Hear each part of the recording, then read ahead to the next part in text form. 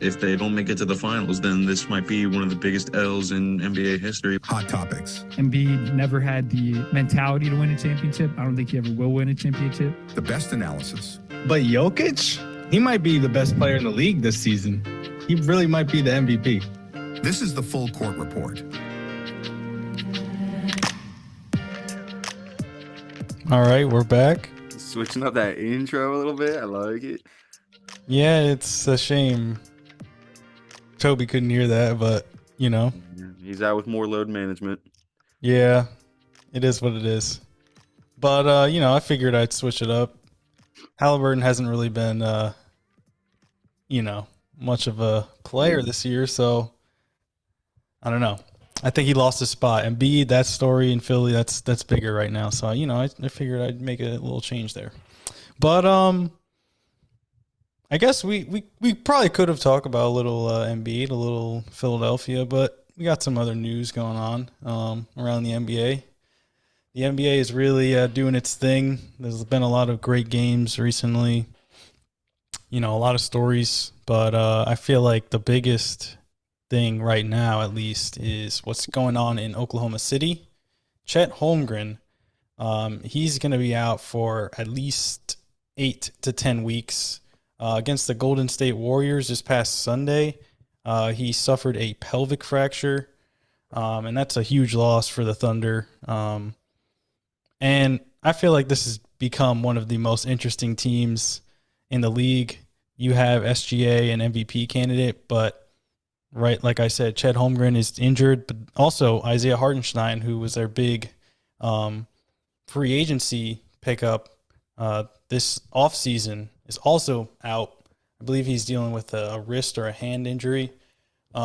He's probably going to be back sometime in December, so not the longest absence for him. But again, you lose Chet Holmgren, and outside of that, I mean, they don't really have too many bigs on this roster. So again, moving forward, it's just going to be so interesting to see how this team plays. But what do you think? I mean, this is again, I think a huge loss for them, but I feel like they're going to weather this storm somehow. Yeah, I agree that they will weather the storm. Chet, Hartenstein, like you said, and Jalen, Lin, not Len, Williams, are all out. They are all, you know, some of the bigger players on that team. You know, Chet probably being the biggest guy. They have no size. They currently, at this point in time, they have no size. Not a single big man on the roster that's healthy. I did, however, see either earlier today or yesterday that they were interested in talking with Dwight Howard about getting him a roster spot. So that would be cool to see. Oh my goodness. I think OKC will definitely drop in the Western Conference standings just because of how tough the West is, how good everybody is. But they have such great chemistry as a team that even in the time that all three of them are out, I think they'll still have over a 500 record, you know, just the games where these guys are out.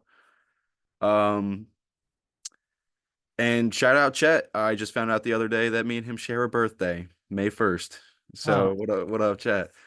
But yeah, I think they'll be fine. You know, it is a big blow, but they're a good team. I think they'll, you know, figure it out. They'll keep themselves in the, you know, top of the West, or at least, you know, close to it. And when Chet, Hartenstein, and Jalen Williams all come back, you know, barring any other injuries, they'll be right back to being the number one team in the league, I feel like. Yeah, no, I mean, it's, again, like I said, and like you mentioned, this team has become like micro ball to the max now. Like, I'm pretty sure SGA is like the tallest player in their rotation, and he's like 6'6". And again, he's like their point guard. So it's really crazy how this is kind of developing here with this roster. But I think, I mean, Toby and I, that was our picks to make the finals this year. Like, there's a reason why I think this team can make the finals, and it's their defense.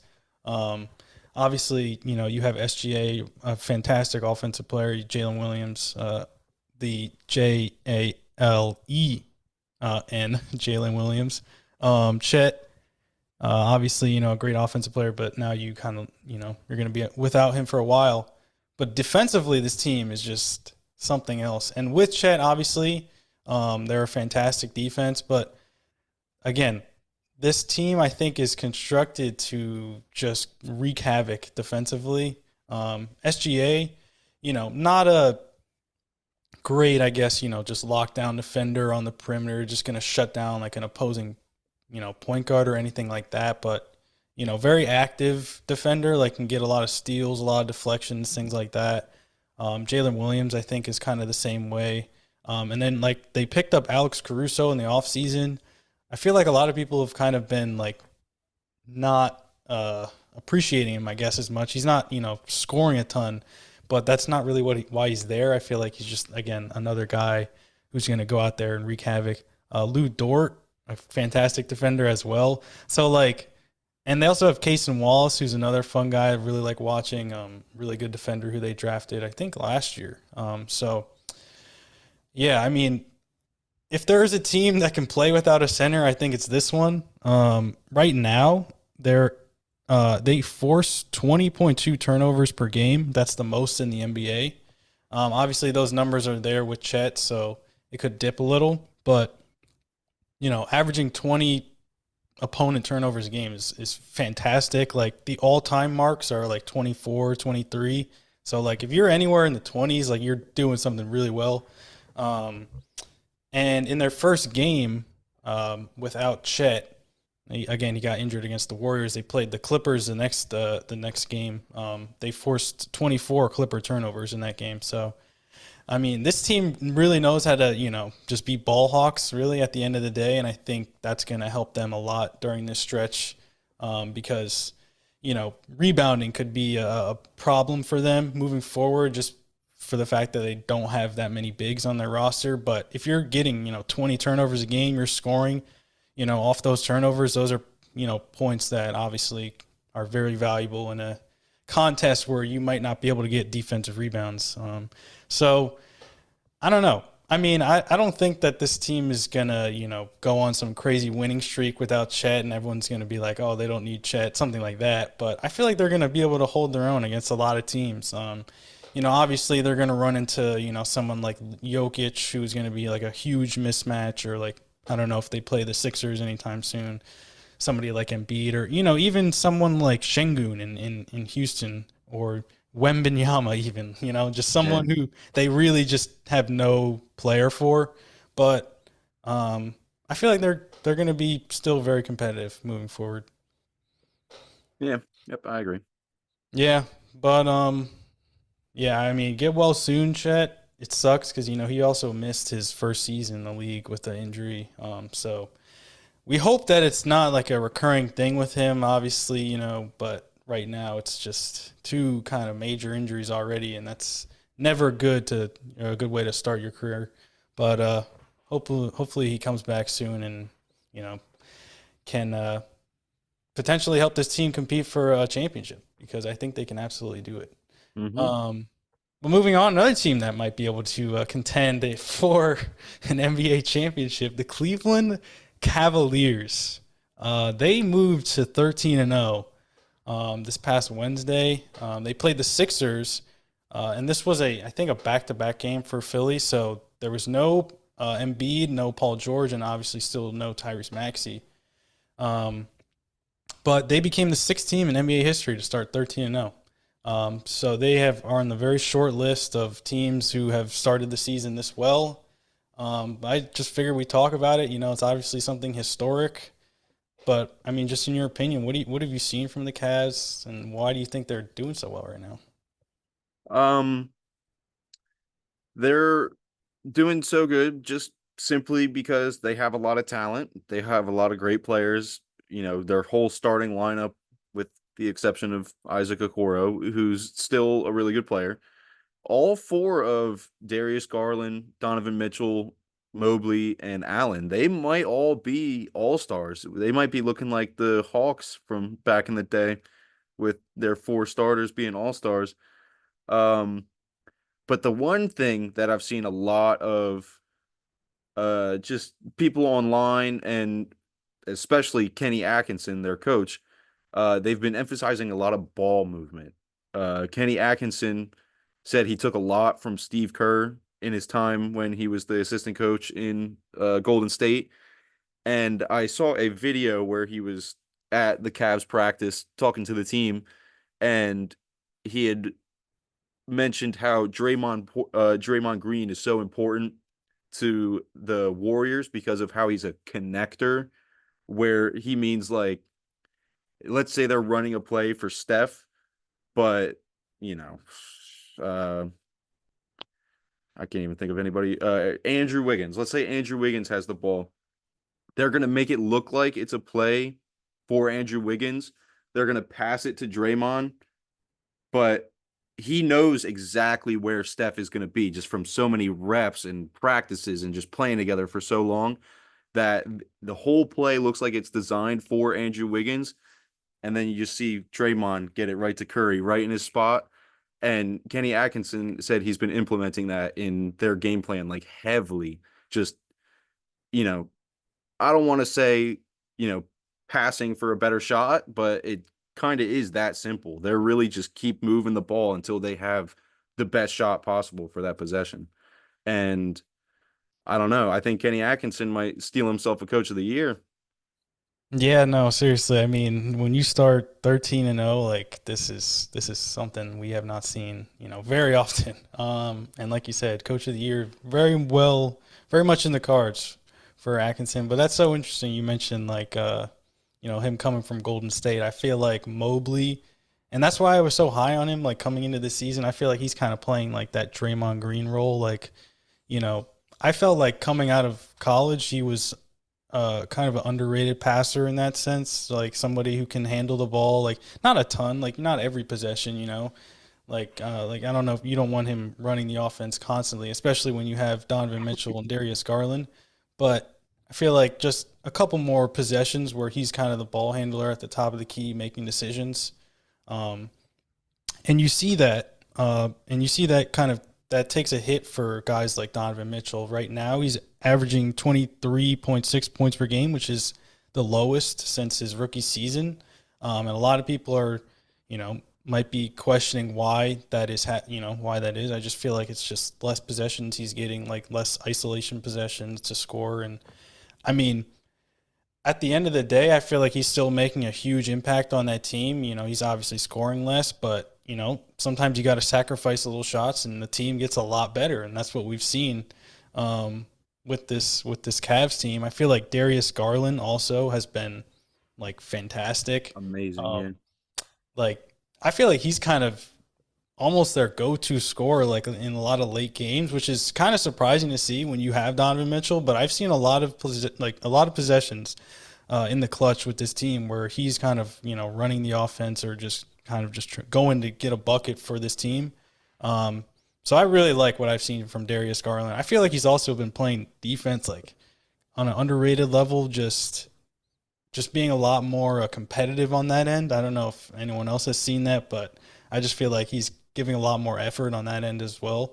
And then their bench, like their rotation of guys that come in, like I feel like it's a lot better than what people are giving them credit for. Like Karis LeVert, obviously he's been solid for a long time, but Dean Wade is like a really underrated, like stretch big who can play a lot of defense. Like they play him at center, I feel like a lot.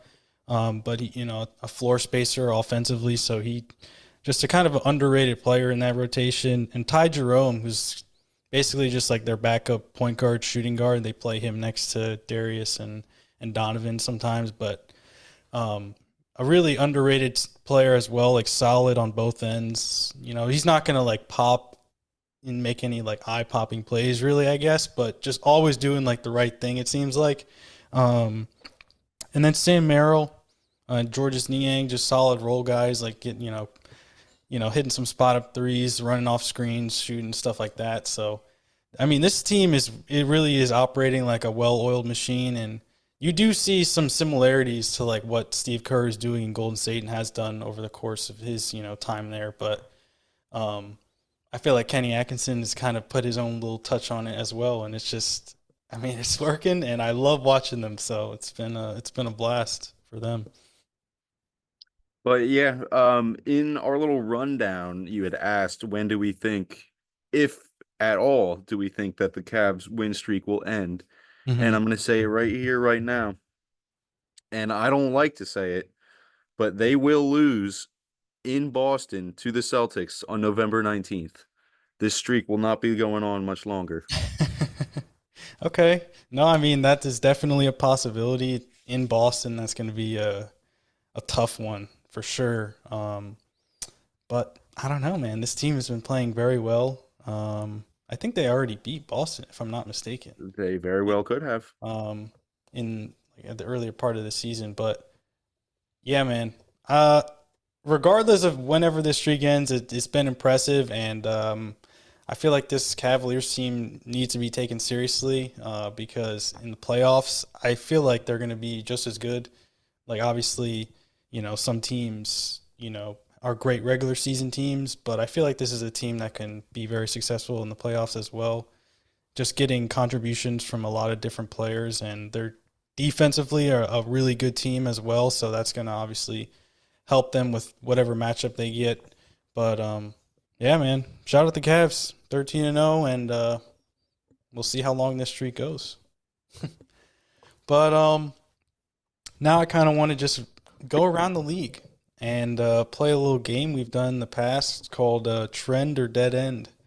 It's basically, I'm just going to share something that's occurred through the first part of this season, and then you got to just tell me if you think it's a trend, something that's going to continue, or if it's a dead end, something that'll probably just, fizzle out as the season goes on. But I want to start here in Denver with my guy, Nikola Jokic. He's currently leading the NBA in both rebounds and assists, which is something that has never been done in NBA history, believe it or not. That's crazy. He's currently averaging 29.7 points, 13.7 rebounds, and 11.7 assists. Again, like I said, no player has ever done that. Jokic himself has never led the NBA in any statistical category, points, rebounds, assists, whatever it is. And I saw this graphic on, I think ESPN might have tweeted it or Bleacher Report, I forget, but he's currently averaging more points than Shaquille O'Neal's career high in scoring, which was 29.6, more rebounds than Tim Duncan's career high, which was 12.9, and more assists than Chris Paul's career high, which was 11.6. And he's doing, again, it's just this one guy just out there doing all this every game, and it's literally ridiculous to watch. He has 3 MVPs, and I don't think any of us chose Jokic as our preseason MVP, but I mean, this is kind of ridiculous. And if he does this, I don't know. Could you really not vote for him again? But I don't know. What do you think? I think it's a trend. I think it's a trend for sure. The rebounding, I can't remember because I did look it up. I can't remember who was behind him, but it was a pretty sizable gap. It was almost a whole full rebound ahead of the guy in second. And granted, we're only 11, 12 games into the season, so still a lot of time left. But I think with the assists, the only person who's close is Trae Young. And, a lot of people are saying that, or at least last year, that Halliburton is going to be the next greatest passer, the next John Stockton or whatever. He's having a down year. So the assist title might be Jokic's for the taking, but I agree. This guy is so locked in right now. He might be the only reason that they're winning any games. Yeah. He's so locked in. And at this point, 30, 13, and 12, those are MVP numbers. Those are MVP numbers right there. It's truly remarkable what Jokic is doing. I mean, I don't know. I mean, I'm a Nuggets fan. I full disclosure, and obviously, I'm rooting for this team and rooting for this player to succeed. But I feel like at the end of the day, I mean, this is just absolutely insane. Oh yeah. Just being one of the, if not the best passer in the league, but also putting up, basically 30 and 10 every night. And, there's so many games where he'll put up 39, 17, and 14, and it's just like what? Like those numbers In don't my even career. like what is this guy? Where did he come from? But yeah, dude, it's ridiculous. I don't know if I'm gonna say it's a trend though. I don't know if I can. I just feel like I feel like Trae Young is you know, he's just the point guard in that offense, just obviously has a lot more responsibilities. I mean, that being said, I mean, that Hawks team is really interesting. That, we'll talk about the Hawks actually here in a second, but I don't know. I just feel like the assists might dip off at one point. I don't think the rebounds are going to be an issue with Jokic, but I can see the assists coming down. I feel like also with Aaron Gordon being out, not to say he takes away a lot of possessions from Jokic, but there are definitely possessions that they run through Aaron Gordon. I feel like whenever he comes back, his numbers could take a slight hit, but it's still going to be, something ridiculous at the end of the season. And definitely going to be in that MVP conversation yet again. We'll just see if the voters have the guts to give him number 4. But moving on, let's move on here. The Minnesota and Dallas, both of those teams, both of those squads are currently outside the top 10 in the West. The Timberwolves are currently 6-6. They've lost 3 straight games, including back-to-back games to the Trailblazers. Dallas is 5-7. They've lost 4 in a row. And just last night, they lost to the Utah Jazz, which was the only game on the schedule yesterday for the NBA. And it was a very strange game where it came down to the wire. And there's this clip going around of the game winner. John Collins had a game-winning dunk, but Luka is kind of just drifting around in the paint, not really paying attention to the play, it seems. I'm not sure. It's hard to really say, what's going on in the film, but just Jordan Clarkson at the top of the key whips a pass right to John Collins. He's wide open, and they lose the game just like that because Luka, again, just kind of not really fully locked in defensively, it seems, but a really bad loss for a team that has a lot of high hopes, obviously. Both of these teams do. But, what do you think? Outside of the top 10, that would put them out of the play-in tournament even. So it would be very strange to see these two teams who, obviously had a ton of success last year not even make the playoffs. Well, first of all, before I even, say if it's a trend or a dead end, my boy, Gilbert Arenas, they were kind of going off on Luka in their podcast because everybody respects Luka offensively. Everybody knows that this guy can get a bucket whenever he wants, but they were kind of making the point that if he really wants to be an all-time great, he's got to put in work on defense. He might be a worse defender than Trae Young, and he might be one of the worst in the league. And I don't know. I mean, if you're playing guard in general and you're 6'7", 6'8", shouldn't be that hard to be able to play defense. He just doesn't put in the effort for it. But regardless of that, I think that both these teams being outside the top 10 is a dead end. I think eventually they will pass up the Spurs and the Clippers and maybe even the Kings. But I think eventually, especially the Mavs, will pass them up. My boys, my ex-Knicks over there in Minnesota, apparently DiVincenzo has been playing very poorly. I haven't really been watching any Minnesota, but apparently DiVincenzo has been playing very poorly. And I think I put it in the group chat. A lot of Timberwolves fans are not happy with Julius Randle's just commitment and energy on the court. I know I've said it before about how he just has very poor body language. He gets very upset over a missed call and will just totally not get back on defense. So, if those two can't pick it up, if Julius Randle especially, who is an all-NBA talent, can't pick it up, Minnesota might miss the play-in, but I highly, highly doubt it. I think both of these teams will probably be good enough to just not even play in the play-in. They'll just make the playoffs. But you never know. I think for sure they'll pass up the Spurs and the Clippers, but the Kings might keep them out of it. Yeah, it's tough. I mean, I feel like in the Mavericks games that I've watched, I don't know. It's hard to really say. It's these guys they're working so hard, all year round. But I feel like Luka just looks tired or maybe just disinterested right now. Um, I don't know. It's a marathon, not a sprint, and I feel like how you start the season isn't, obviously a huge indicator of how you're going to finish the season. But I don't know. I just felt like this team was going to come in with a little bit more, I guess, oomph. Like just something like a way. After you go to the finals, and I just felt like this team was going to be clicking on all cylinders, or firing on all cylinders, I should say. Even though they bring in, Klay Thompson, that changes their offense a lot. I felt like they were just going to plug him right in, and just this team was going to keep moving. But right now, I feel like they still have some things to figure out.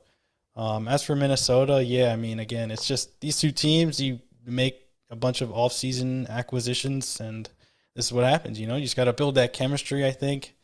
But Minnesota, I don't know. I think they're going to figure it out as well. I would be shocked if these teams, especially, don't even make the play-in tournament. But yeah, I feel like Ant-Man's going to, figure it out. I feel like Julius Randle, like you said, hasn't been the greatest fit thus far, but I think could continue to improve. I think, again, it's early, and you just got to build that chemistry.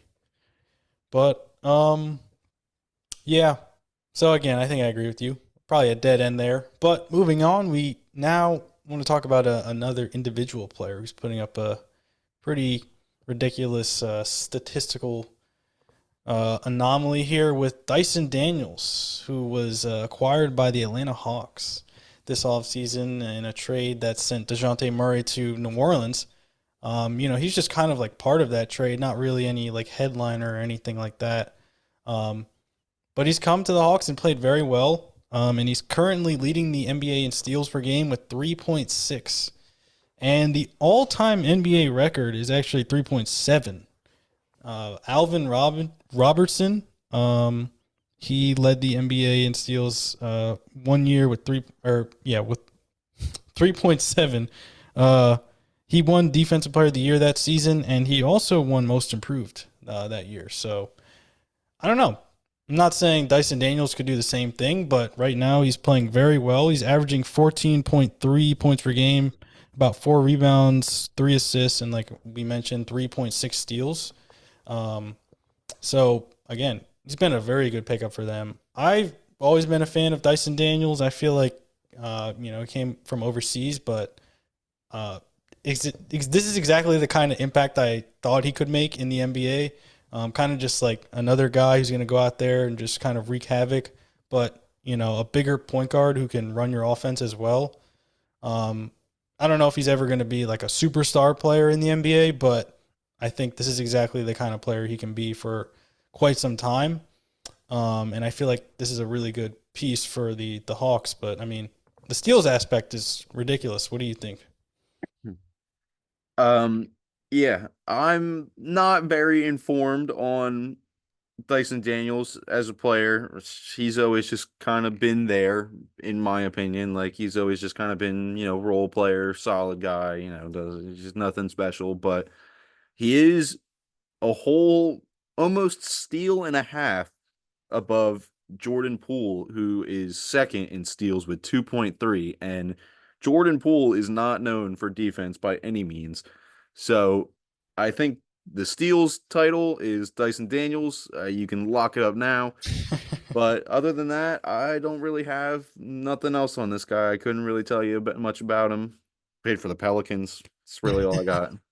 No, man, I like Dyson Daniels a lot. I think, again, he's young. He's very young. He's 21 years old. So, again, like I said, a great, piece for this Hawks team that's very young. They got Risashe and Jalen Johnson, who's also playing really well.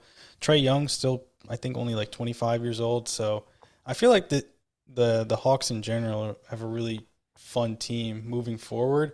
But Dyson Daniels in particular, again, just like a bigger point guard who, obviously can play really solid defense. I think he's more than just a guy that just gets a bunch of steals. I feel like he's a really solid defender in a lot of different ways.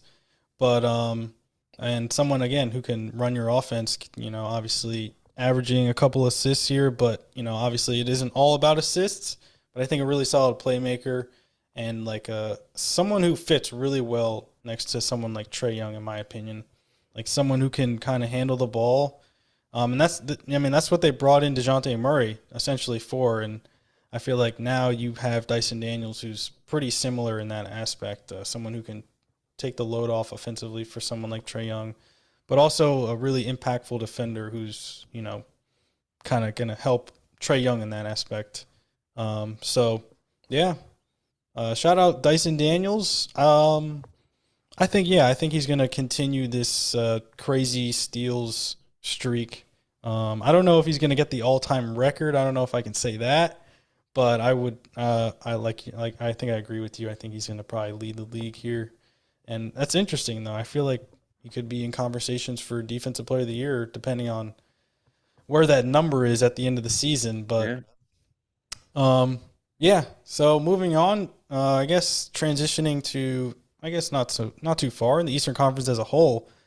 Right now, there's only 3 teams in the East above 500, which not great. The Cavs, like we talked about earlier, they're 13-0. The Celtics, they're 10-3, and the Magic are 7-6, so just one game above 500. The Knicks are currently in 4th, and they're 5-6. And if they were in the Western Conference, they'd be in 12th place.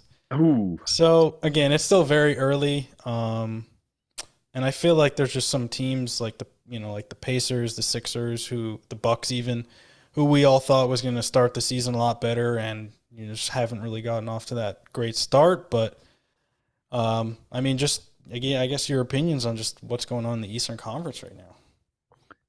Dead end. I don't want to believe in the Sixers, but I still do. I believe in the Sixers. I still believe in the Bucks. They're just too good and too talented to continue being this bad. And not playing as poorly as those 2 teams, but like you said, the Knicks, the Pacers, and the Heat, I think all 5 of those teams will finish with winning records. There's just too many games. There's too many games for only 3 teams in the East to have a winning record when the season is over. This would be maybe the most lopsided season of all time if that continues somehow. But I think it's a dead end. Almost all of those teams, other than maybe the Pacers and the Heat. Pacers almost made 0 moves, and the Heat didn't really make any notable moves that I can think of. But the Sixers made big roster changes. The Bucks, actually, I don't know if they, since trading for Dame, have really made any crazy moves. But, the Knicks made maybe even the 2 biggest moves of the offseason. So I feel like chemistry is a big issue with a lot of these teams right now. They just don't have that chemistry built. The Sixers are playing with, G League players at this point. All their starters are getting hurt. So, the East, stuff happens, and, the East is going through it right now. Well, right now, Eastern Conference teams against the Western Conference teams are 78-98 through the first, I don't know, however many games of the season, like 14 games, 13 games for most teams. And that is the second lowest since 1971, I believe. So, again, this is a very bad start for the Eastern Conference. But I don't know if it's a trend. Like you said, there's just too many games. I think there's going to be a lot more teams that like the Knicks and the Sixers, if they can get healthy. I think a lot of these teams are going to start trending upward. But it is not looking good for the East right now, and I don't know. It could be very easy for these top teams here. Maybe Cavs, Celtics, could just be the Eastern Conference Finals. Just lock it in now. They're only 2 teams that know how to win. But but I don't know. I think it's a dead end. I don't expect this to continue. But yeah. So the Eastern Conference. Got to just get it together. I wonder what that All-Star game will be interesting. Ooh, East versus ooh. West. Could be a blowout. We'll see. Now that I say that, the East will definitely win. But anyway, the last thing here is very, I don't know, very different, I guess. Under the radar happening in the league. Over in Boston, Payton Pritchard is currently leading the NBA in bench scoring. And I took this of all the players who have not played any or not have started any games. So this disqualifies Buddy Hield because he did start one game for the Warriors. So I want to be honest about that. I guess you could technically say it is Buddy Hield, but for the sake of this argument, and I just wanted to talk about Payton Pritchard. Buddy Hield, he's averaging, I believe, 17.6 points per game for the Warriors. Obviously having a great season, and will still be in contention to win Sixth Man of the Year. I don't know how many games it is, but, I mean, having 1 through 13 is normally a good sign. Or 1 start through 13 games is a good sign. So the next closest of players who have had 0 starts this season, Naz Reid is at 15.3 points per game, and Trey Mann in Charlotte is at 14.8. And Payton Pritchard is at 16.2. I don't know if I even mentioned that. But I don't know. Payton Pritchard, this is just a fun story. I don't know. Comes out of Oregon, a smaller guy, hasn't really had that like crazy season that I don't know if anyone really expected him to come in and really be a huge player in that sense. But I mean, prior to this season, he had never reached double-digit scoring. Last year, he averaged 9.6 for the Celtics. But coming in and putting up 16 a game for one of the best teams in the league is very impressive, and probably going to be in the Sixth Man of the Year conversation this year. I don't think I think it's a dead end. I think it's going to be a dead end, not anytime soon, but we got to remember this team is without Porzingis currently. Once Porzingis comes back, I feel like he won't have as many opportunities to make a contribution when it comes to scoring, at least. But that being said, I'm not a huge fan of Payton Pritchard. I don't hate him. Like I know I come on here and say I hate this guy, I hate that guy. I don't hate Payton Pritchard, but he plays for the Celtics, so I can't really love him. But he is a workhorse. He is a workhorse. He puts in the work. He works on his game, and he's just not happy with being mediocre. Like you could just see it in the way that he plays, in the way that he hustles. He's really about that. He really is. So good for him. Would love to, have it be a close 6-man race with him and Buddy Hield. But I think when Porzingis comes back, he just won't have the opportunities that he has right now. So I think it's a dead end. Fair enough. There's a lot of great 6-man in the league right now. I feel like Naz Reid, like we said, Payton Pritchard, Trey Mann. I really like Trey Mann in Charlotte. Just a microwave scorer, to be honest, in my opinion. I guess you can say DiVincenzo also, another 6-man at this point. I mean, he could be a starter on a lot of teams, I think, but I think if he can get it going, great 6-man for a team like Minnesota. But Pritchard is really interesting, and I just feel like I think Jaylen Brown said that, like, sometimes I'm pretty sure it was Jaylen Brown that said it, that sometimes when he's on the floor, he defers to Payton Pritchard. Like, he wants him to take shots and, run the offense for Boston, which is, very high praise from a guy like Jaylen Brown, playing on a team with Jason Tatum as well. And that Celtics offense, I feel like, has a lot of playmakers, Drew Holiday, Derek White as well.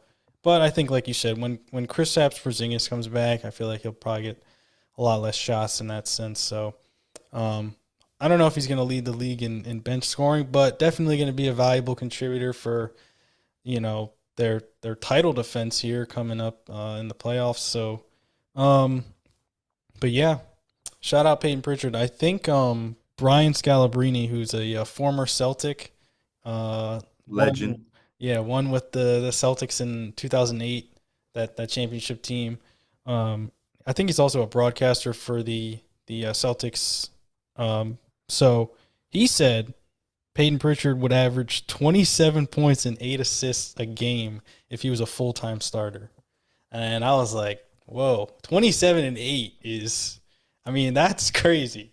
Maybe on another team, but I don't think you're gonna start him on the Celtics and have him, Tatum, and Brown all putting up, 25-ish points. Like, that's kind of crazy. Yeah, that's a good point. But I just thought that was an interesting comment from Scalabrine. I mean, I don't know. I don't know if I see that. I think he's just yapping. I think that guy's just yapping. Like he's basically, I don't know, like it's kind of like the Harden argument in OKC. Like, is he just like really that much of a hidden gem that if he were to go somewhere else, he could be like a MVP level player? Imagine Payton Pritchard. But I just feel like I don't know if I see that, but I really like what I've seen from Payton Pritchard this season and really throughout his career. Always been a really solid player for the Celtics and obviously helped them win a title last year. So, but yeah, that's all I got for this. We would have loved to get some thoughts from Mr. Tobias, but yeah, Toby would have been having some crazy takes, I feel like. Next week we'll get him back and, talk about probably. Hopefully, don't say we'll get him back because we might not. That guy might never show up again. We'll see. Nah. But, probably next week we'll talk about the Emirates NBA Cup, the in-season tournament. There's a lot going on with that, but we kind of wanted to let the games or all these teams settle in and can discuss some of the outcomes of those games because that's going to be very interesting. Obviously, the Lakers winning last year, but I feel like a lot of teams are a lot more motivated in those games, so definitely going to be a topic moving forward. But anything else before we sign off? Shout out Greg Popovich. I don't really know if it's any of my business to air out his business, but that guy apparently had a minor stroke and he's doing well. Wemby said that he's doing well. There was a report that he's, doing good. Shout out Chet, birthday buddy. And shout out Cayenne Anthony, locking in his college thing at Syracuse, following in his father's footsteps. That is super tough. Yeah. Yeah, no, but shout out Pop. Hopefully he's doing well. That's terrible thing to see, but hopefully he can get well soon and return to the court, return to the organization, all that. And like you said, Cayenne Anthony going to Syracuse. Orange, maybe he can win a championship just like his dad. We'll see. But, do you think Cayenne is good enough to go one and done, or do you think he's going to have to play a couple years in college? I mean, I really can't say. I feel like it's so tough. There's so many factors when it comes to college. It's just, is he going to get the playing time, the touches to really make an impact and make a team be like, oh, we have to draft this guy after 1 year? It's hard to say. And now the league is, bringing in guys from overseas and yeah, so we'll see. But yeah, good stuff. Good episode. This was fun. Yep. And yeah, until next time, we'll be hopefully we'll have Toby. Yes, hopefully. You never know. Well, yeah, but until then, we'll be seeing you.